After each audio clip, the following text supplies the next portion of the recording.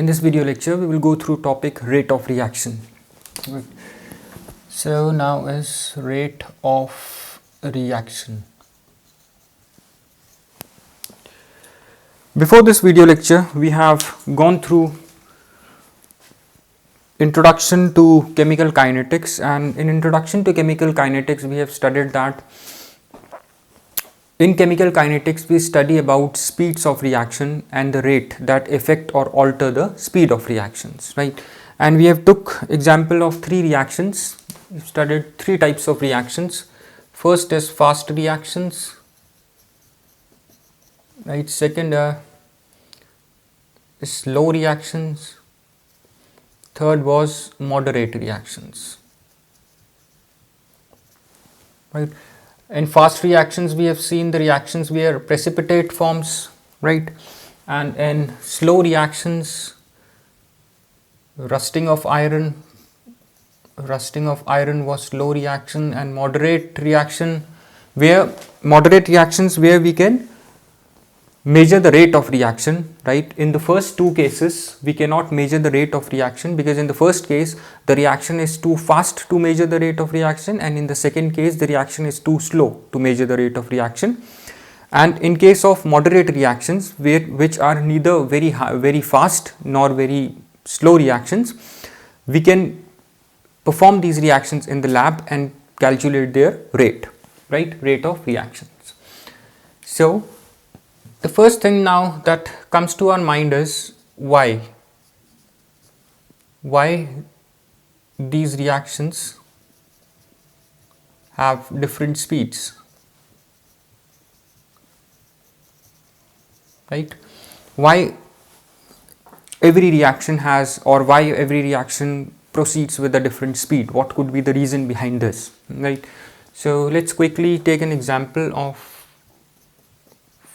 hydrogen reacts with chlorine to give you hydrogen chloride gas, right? Here, if you look at the mechanism,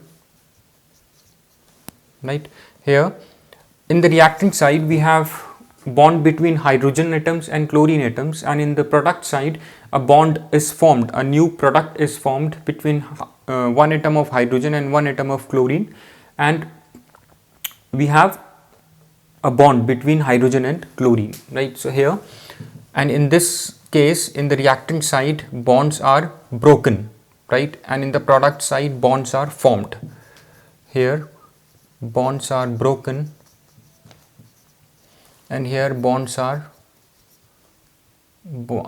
is formed, only one bond is formed, right? And we know that in order to break a bond, energy is given, right? And when a bond is formed, energy is released, right? So here energy is released and here energy is required.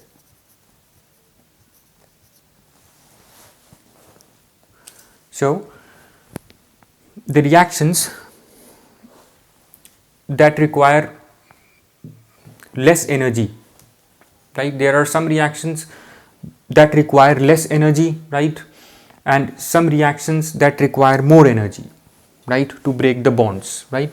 And it depends on the bond dissociation energy, that is hydrogen and chlorine. There is the amount of energy required to break two hydrogen atoms in this hydrogen molecule is your bond dissociation energy. So in every reaction, the energy required to break these bonds is different. Similarly, if you look at the product side, the energy released when a molecule is formed, when a new molecule is formed, is different in every case, right?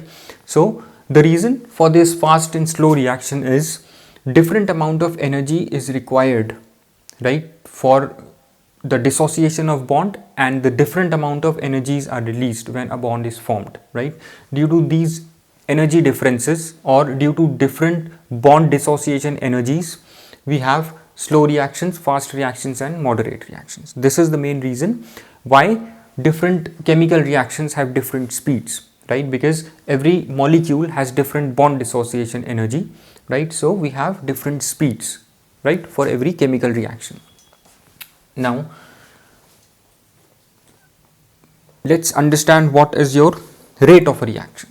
Rate of reaction, if you just go by definition, means rate of change of concentration of any reactant or product in a unit time, right? When you compare this speed of reaction, right? When you compare the speed of reaction with time, right? How fast or how slow the reaction is, when you compare that with time, that is your rate of reaction, right? So to find the rate of reaction, we find the speed of reaction. Rate of reaction is nothing but a speed of reaction, right? So rate of reaction is nothing but, this is your speed of reaction, right? And if we go by a very simple example, if you want to find the speed of vehicle, if a vehicle is moving on a road, if you want to find the speed of that vehicle, what you do is you find the distance traveled by this vehicle and the time taken to cover that distance, right? So speed in case of vehicle is your distance upon time, right? So when a motion or when a vehicle is moving, we know that its distance is changing with time, right? So if you look at the chemical reaction, what we can place instead of distance, right? So here distance is changing with time, so something which is changing with time in chemical reactions, right, we can place it here in place of distance. So let's see what is changing. If you look at this reaction between hydrogen and chlorine to form HCl gas, since hydrogen chloride is getting formed, its product, the HCl is a product of the reaction, and hydrogen and chlorine are reacting to give you HCl. So here hydrogen and chlorine, right, they are reacting, so concentration of hydrogen and chlorine is decreasing, right? And since HCl is forming, so concentration of HCl is increasing, right? So here we say concentration of hydrogen and chlorine, which are reactants, is decreasing, right? And here concentration of product, right, which is HCl, is increasing, right? Or we can say it, since we have taken that example of vehicle, concentration of hydrogen and chlorine is decreasing with time, right? And concentration of product HCl is increasing with time, right? So what we can place here is to find the speed or the rate of reaction. Since we said that rate is nothing but speed, rate is equals to, we can write it over here as change in the concentration of reactant, right, divided by time, or change in the concentration of product divided by time. So here rate of reaction is change in concentration of reactant divided by time, or change in concentration of products divided by time, right? So here, since I said that concentration of hydrogen and chlorine is decreasing with time, and concentration of product, which is HCl, is increasing with time, and this applies to every reaction, every reaction in general. In every reaction, concentration of reactants decreases with time and concentration of product increases with time, right? So when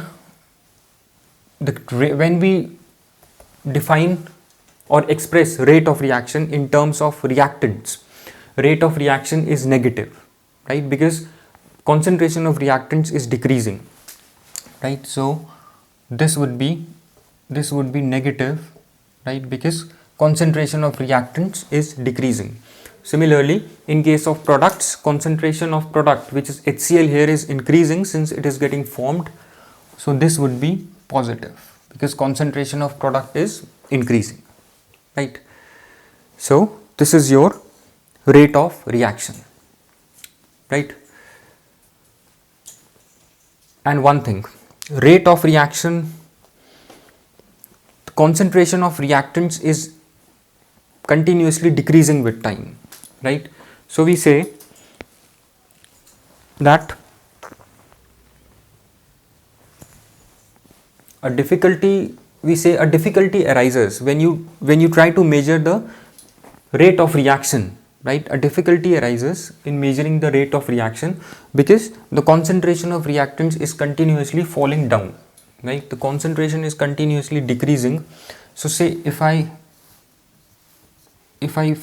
find the concentration of hydrogen, let's take example that we are finding the rate of reaction in terms of change in the concentration of hydrogen, which is a reactant and which is decreasing with time, right? So its concentration is continuously decreasing, right? So if I want to calculate the rate of reaction between time T1 and T2, right? So here the concentration is continuously falling down, right? Here let the concentration be x1 here, and here let it be x2. So what the rate I find, the rate of reaction which is calculated between time t1 and t2 is your average rate, right? This is not the exact rate at time t1 or time t2. This is your average rate between time t1 and t2, right? So your rate of reaction is average value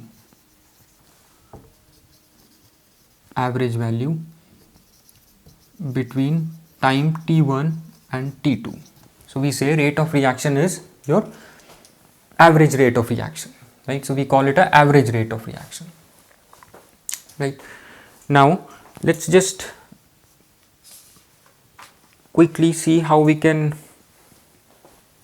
define it. Since I said let's try to make a graph, right, based on these two, right? If I make a graph, let's take the time on x-axis, right? Here you have time, and let's take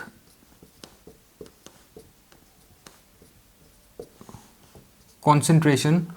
First I'm making this graph in terms of concentration of reactants, which is decreasing with time, right? Here concentration of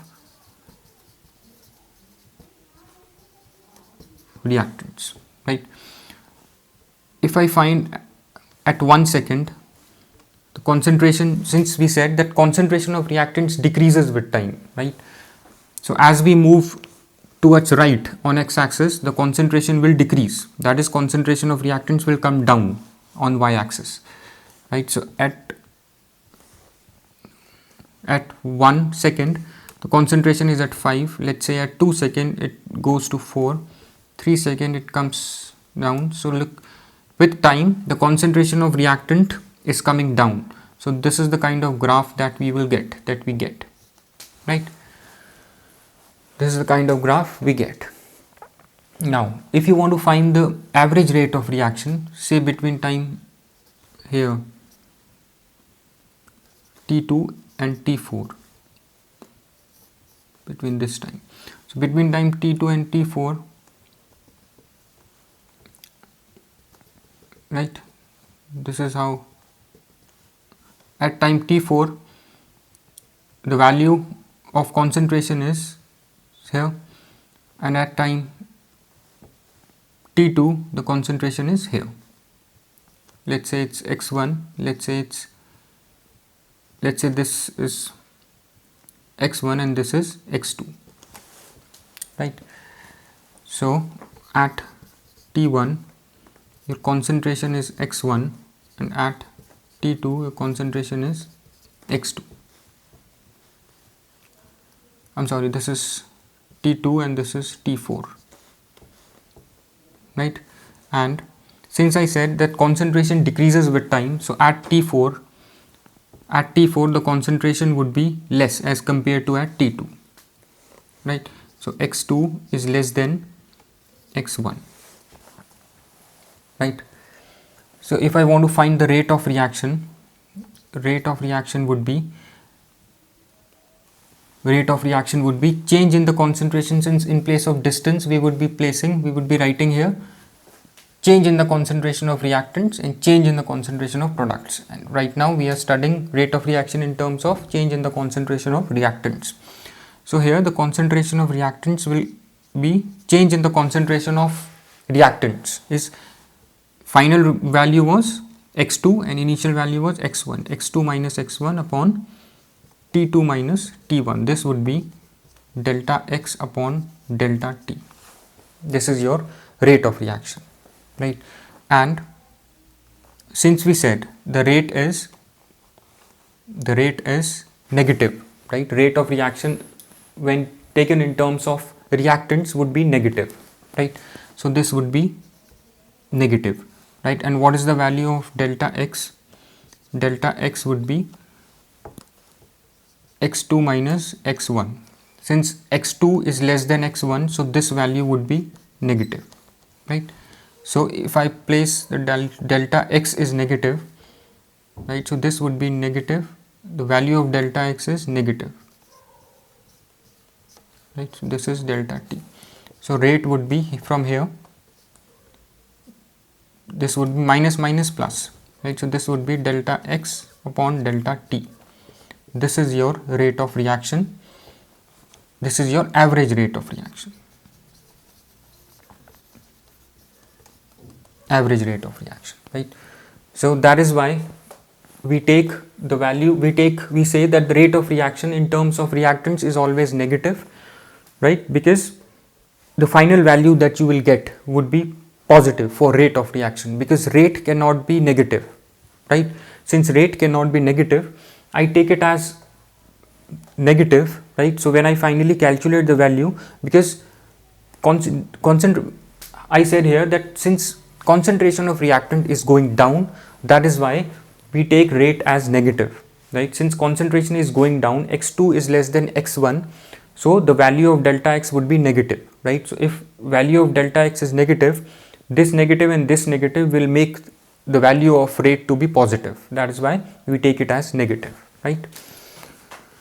Now there is something known as instantaneous rate of reaction. This is your average rate of reaction, right? There is something known as instantaneous rate of reaction. Instantaneous rate. So the rate of reaction, from the word it's quite clear that the rate of reaction at any instant of time, right, is your instantaneous rate of reaction. So rate of reaction at any instant of time,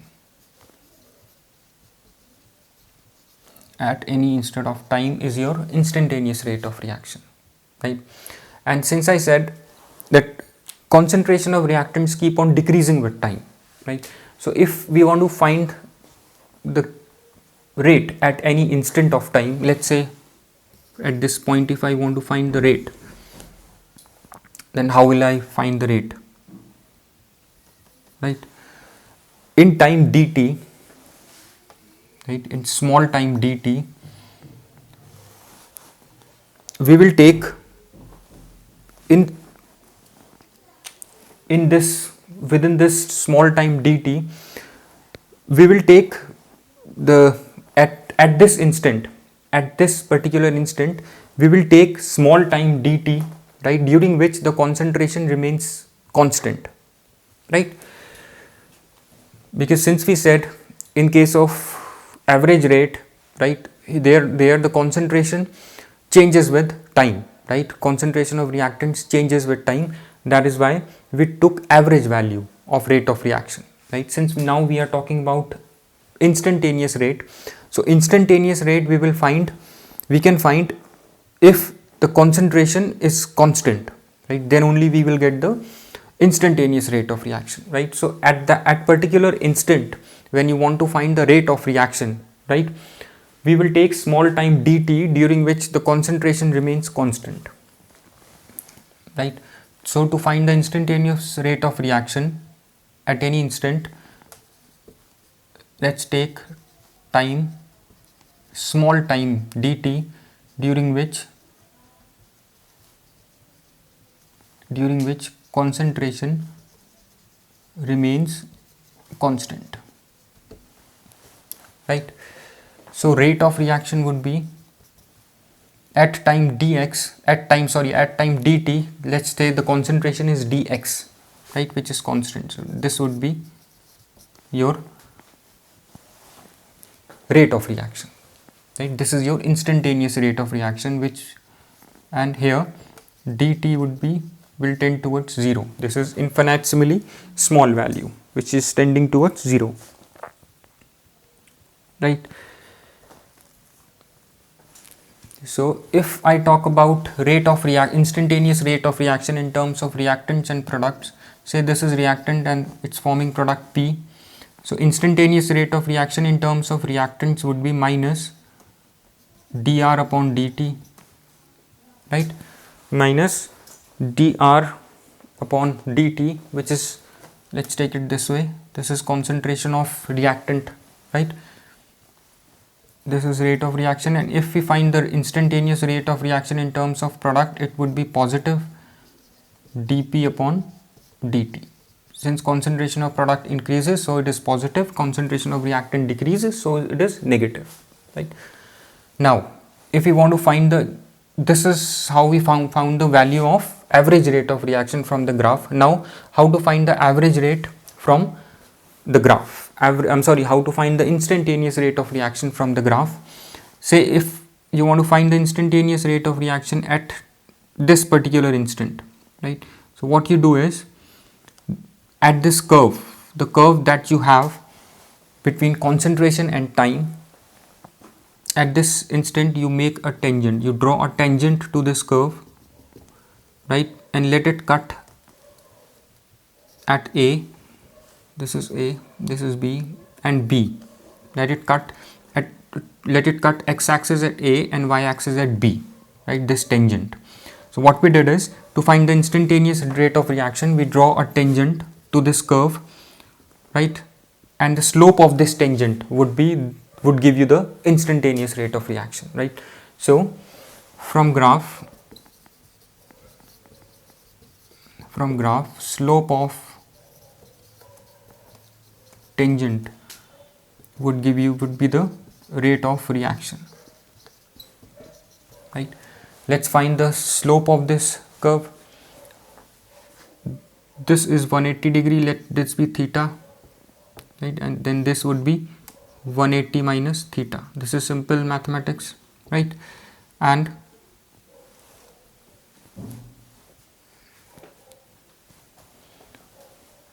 at this instant, right, the slope of this tangent, right, would be OA upon OB. What would be the tangent of this? 10 180 minus theta equal to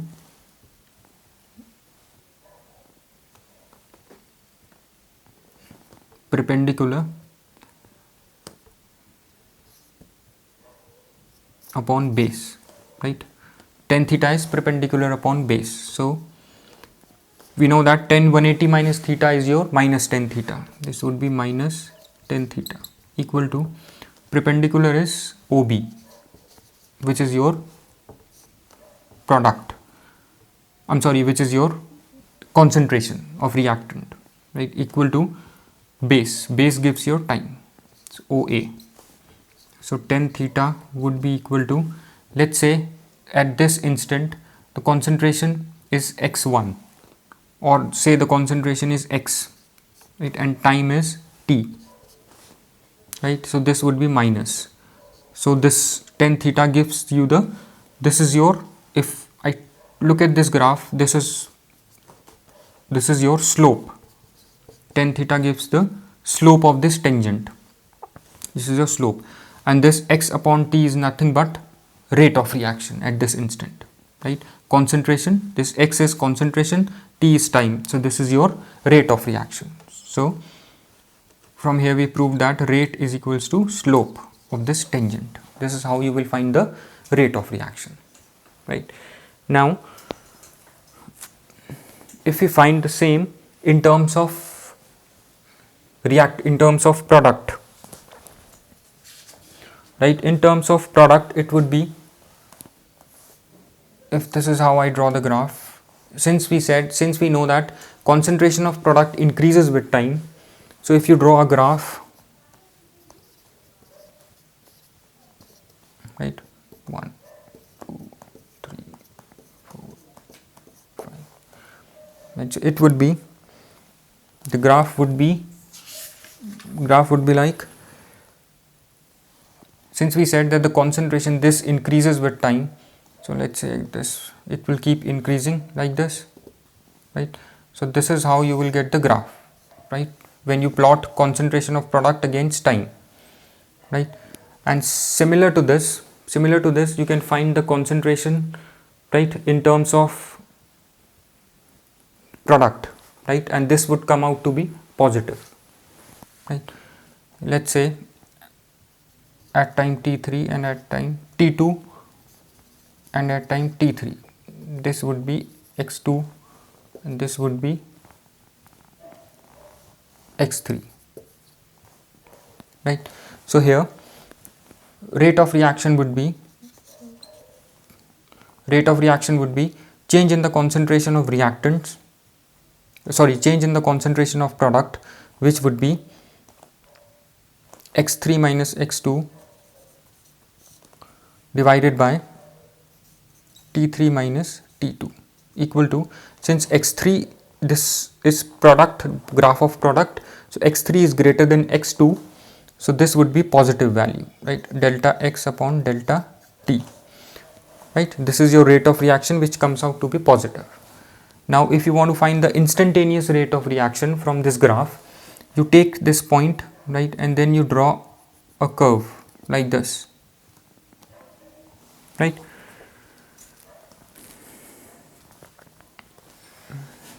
You draw this is a curve, you take at any instant, say at this instant you want to find the rate of reaction, right? So what you do is, like we did earlier, we draw a tangent, right, like this, we will draw a tangent, right, and this is how we will join it. This is a triangle now and this is a tangent. The slope of this tangent would give you the instantaneous rate of reaction, right? So it would be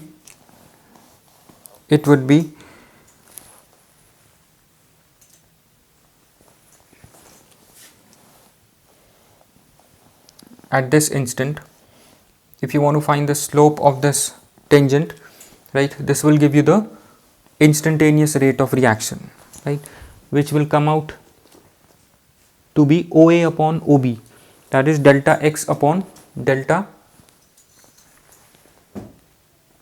B. If I take this as OA, this is A, this is B, right, then OA is change in concentration and OB is time, right? So instantaneous rate would be OA upon OB, change in concentration upon change in time, right?